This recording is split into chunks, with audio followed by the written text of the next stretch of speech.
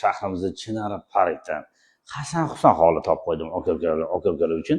Yonma-yon ketdi yuraylik. Bu yoqdan kirgan joyimizda katta ho'limiz, ho'ldan kirish bilan o'ng qo'limizda sanuzilimiz bor. Idealni qilingan xonalar razdinli.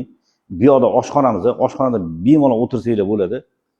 Katta oshxonamiz ham to'pli po'llar qilingan. Dokumentdan umuman muammo yo'q. Bu yoqda spalnimiz, manzara chotki, Tashkent City, Moskva City bemalol ko'rsanglar bo'ladi. Balkondan o'zi qarasanglar tog'lar ko'rinib turadi. O'rmon parklar, havosini o'zi choy stoyt deydi. Endi narigi joyimizga ko'rsamiz. Bu yog'imiz ham katta hol, qaranglar. Wi-Fi'largacha o'tkazilgan. Kiramizda chap qo'limizda bir xil 58 kvadratdan. Juda shikala, marmalat deydi. Lekin bu yerda ikkita balkonimiz bor. Bu oshxonamizda. Bitta balkonimizda to'g'ri bo'ldi qilingan. Gaz suvdan umuman muammo yo'q. Manzarani ko'ringlar, maza qilib kofe ichib, kakao ichib o'tirasizlar joyimiz zo'r. Через bank ham olsanglar bo'ladi, faqat sal chidash kerak. Tak, o'ng qo'limizda bu yoqda spalnimiz idealni qilingan.